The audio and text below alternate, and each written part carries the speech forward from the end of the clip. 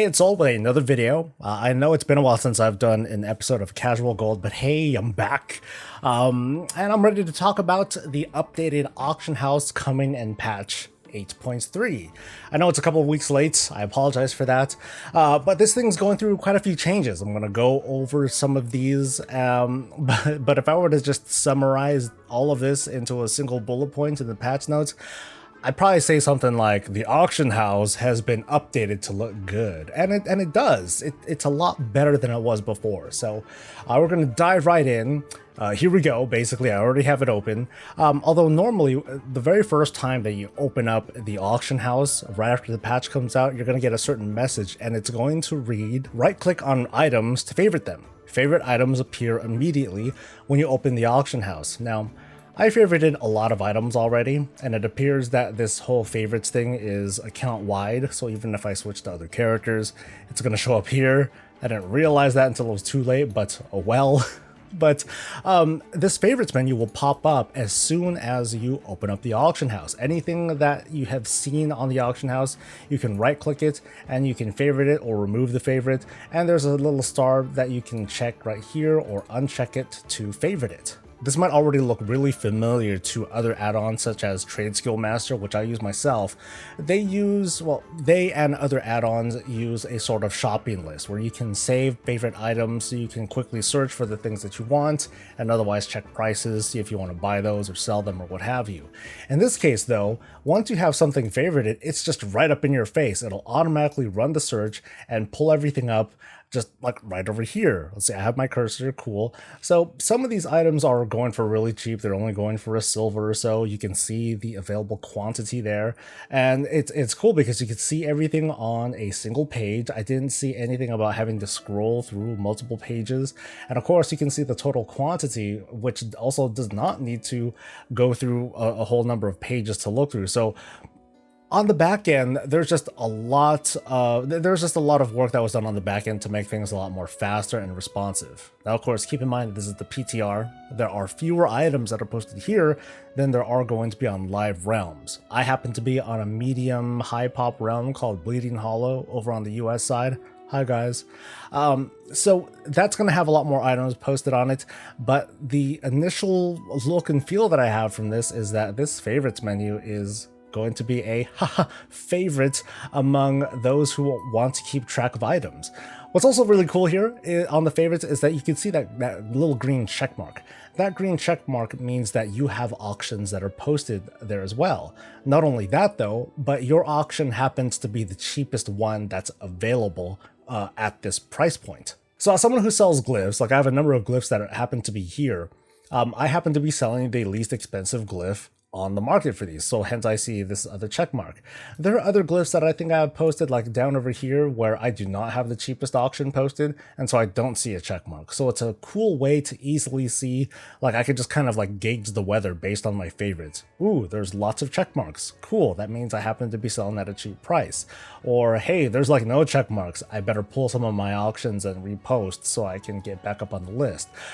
There's a bit of a flaw to that though, and I'm going to get into that a little bit later, okay? So I think that's enough gushing over page one, not even page one yet, of the auction house, but let's take a look at some of the other features here. Now we can see the left-hand menu, that hasn't changed at all. You can just sort and look through things and then run your search and you know, whatever. Let's go to like armor and such. Something to point out though, once again, you don't have to go through or run through multiple pages. It's all in a long pull down menu that seems to just show everything that is available. You could also see the lowest available price, the amount that's available.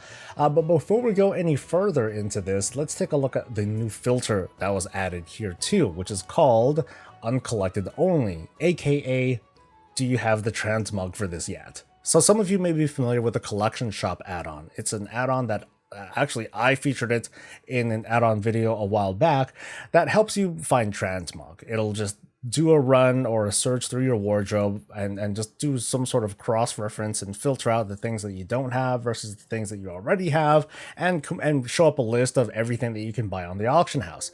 In this case, all I have to do is hit this uncollected only and run the search. I have it on armor right now, and ta-da, here we go. Here's all the transmog that I can possibly get. So unlike the collection shop add-on, I had to do like a full scan of the auction house and then do an additional search to get everything together. This is quick. This is like really, really quick, but it's not perfect, mind you. Let me point out a couple things. For one, since I don't have this filtered at all, it's showing me all armor, not just plate, which I really should be doing, but I have it set to just armor. So it's going to show me everything that I can wear. So it's going to show me cloth, it's going to show me mail and leather and all that stuff. But the thing is, the rules are still in place where a plate wearer can't just put on mail and unlock transmog. Those rules, like I said, they're still in place. So maybe with a filter like this, maybe it shouldn't show, or maybe I should just be smart about it and just show plate whenever that's wherever that is applicable, or just go by the also go by the slot as well. That way I can sort out capes and what have you. The other small quirk here is, let's take a look at this item here, the Necropolis Vambraces. You see that message down there that says you've collected this appearance, but not from this item. So technically I've already unlocked the transmog from some other item. It just doesn't happen to be this particular one. And in this case, the filter is going to pull up just whatever it happens to see, even though I don't really need to buy this. Now, of course, this is great for those really hardcore 100% all the things kinds of players that want to get absolutely everything flagged. But for, I guess, more normal folks, they probably don't want to buy multiples of the same thing, knowing that there's going to be almost no benefit to them.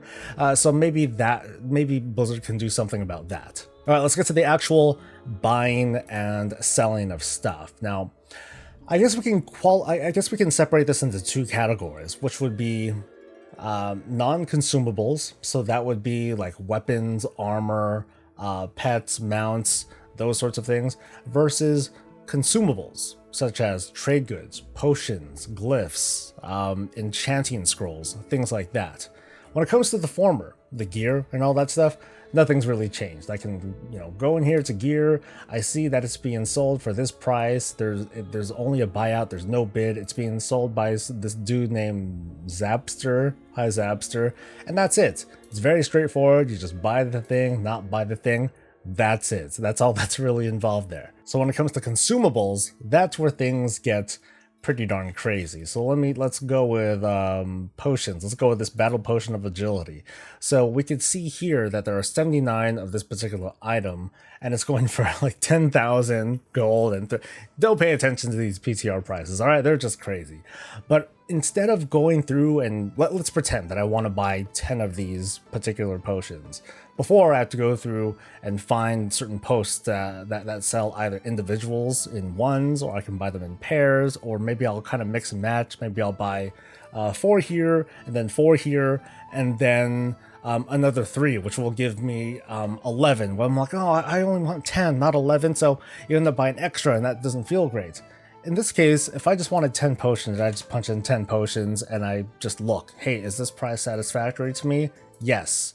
Or in this case, absolutely not. I'll pull up this other example with wool cloth to try to illustrate what's going on here. So if I wanted to buy, let's say, 2 of these particular pieces of cloth, I'll just punch in 2, jumping ahead of myself there. I'll just punch in 2, and what it's going to do, it's going to pull from the cheapest auction and then work its way up. So in this case, I'm buying the 1 that's over here, and I'm buying 1 from this stack of 15 that maybe someone posted. Or for all I know, there might have been 10 different people that posted 10 different auctions that for 7 gold and 1 silver, but it doesn't matter for the buyer. All we need to care about really is how much of this cloth do we want, and is the price that we want to pay for it acceptable. In this case, I will definitely buy the 1 here because it's super cheap, but I'm not going to pay that much more for the 15 cloth. This also means that it puts an end to those instances where you might, for whatever reason, you might be sorting by price in the wrong direction,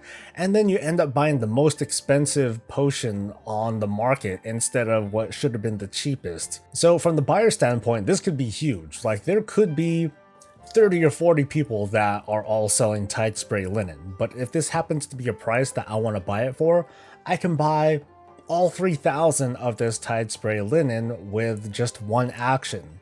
That's huge when it comes to just being able to buy things efficiently and otherwise not have to waste all your damn time trying to either roll the mouse with an add-on or manually buying stuff if you don't happen to use any add-ons at all. These kinds of new buy actions are probably my absolute favorite thing about this auction house update, because it's just going to make the market go faster.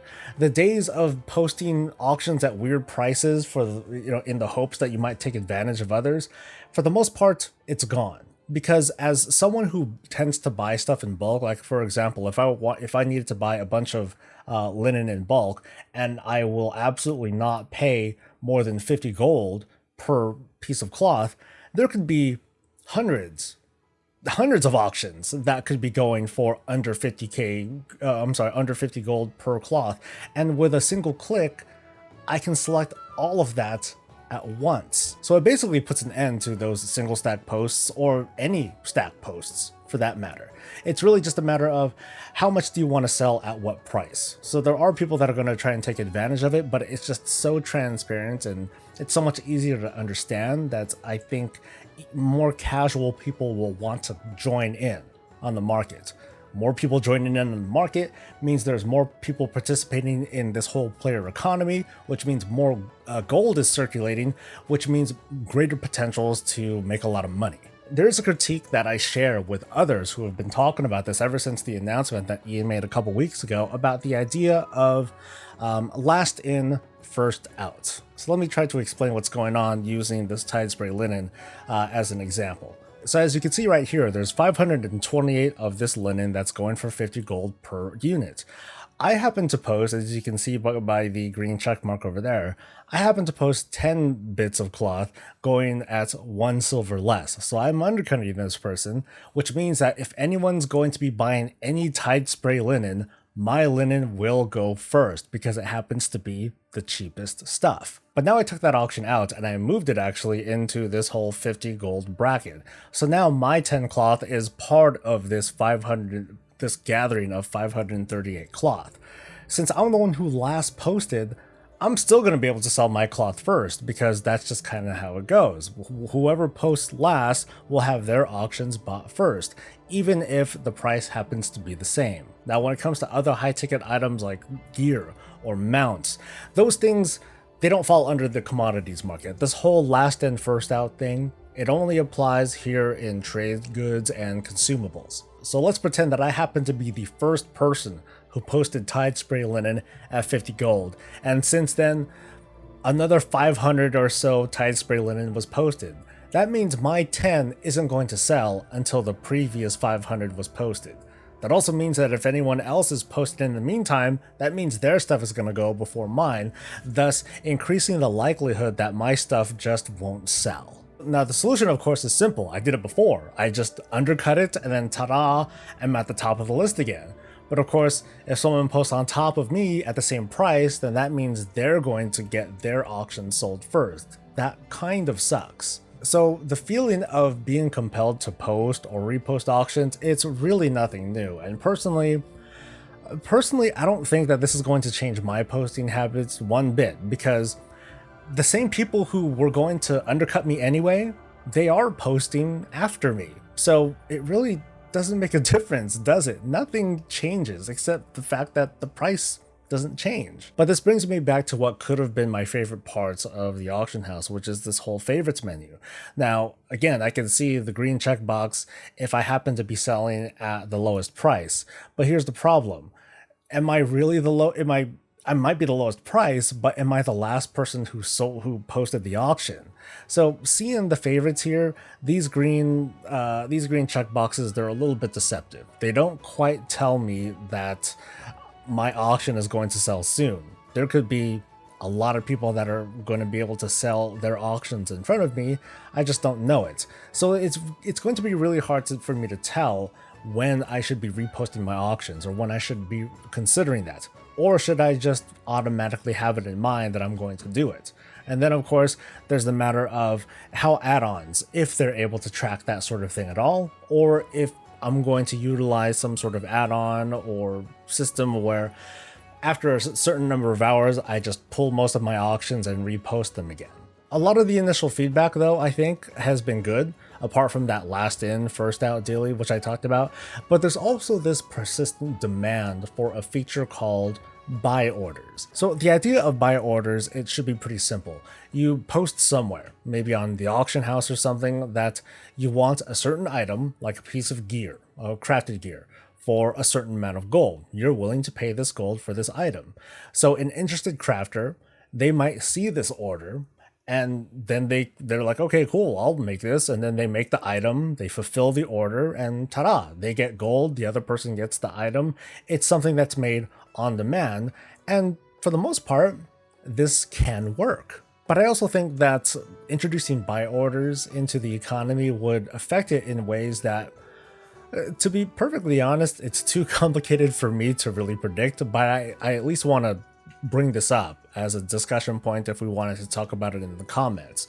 But let me just read off a couple of bullet points that came to mind. If I, as a crafter, were to see a buy order for a certain piece of gear, what would stop me from making the item and then putting it on the auction house for a much higher price, and then have the minimum bid be whatever the actual buy order was? And also, if a certain item was really popular, there's a high demand for it, there would be a kind of overcut loop, wouldn't there? Like, you would have an auction house that isn't full of items, it would be full of requests or bids for a certain item where the bid would grow higher and higher, and then me as a crafter, I would just kind of kick back and watch.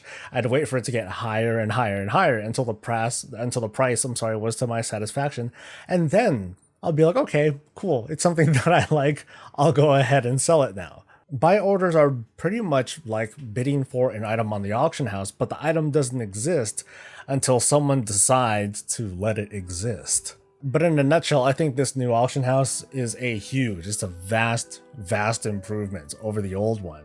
The biggest benefit, I would say, is that it helps the more casual audience dip its feet into the market so that they can participate in both the buying and selling of items. Although I admit that that's a prediction of mine. That may not hold any water, I have no basis for it, but it just feels like it is more welcoming to casual players. So if that is true, I think we'll see a soft improvement in the overall WoW economy. Markets will be able to move a little bit faster, and that would negate some of the concerns of last in, first out, because people might just be selling stuff that quickly. And then, of course, add-ons. People are going to be making add-ons to refine on the changes here to make the auction house experience much better for both casual and for more power-minded users. Since I mentioned add-ons, I'll leave just a really quick tip. When patch 8.3 comes out, don't use any auction house add-ons, at least for now. I mean, the early days of a patch when add-ons act all wonky and stuff, that's nothing new. But the last thing that you want, because of all these auction house changes, is to roll your mouse wheel and have your add-on muck something up and accidentally post something or buy something that you really shouldn't have. But that's going to be all that I have for this, because really these were just quality of life changes that I wanted to point out and kind of gush over. Do you agree though? Are these like legit improvements? Is this the start of something new, or was this too little too late? Because it has been a year since Blizzard announced that they wanted to make improvements to the auction house, and here we are today. So let me know your thoughts in a comment below, and of course, like the video if this was useful, and subscribe for more of this and all things Warcraft. I'll see you next time. Until then, stay safe, stay happy, and stay breezy.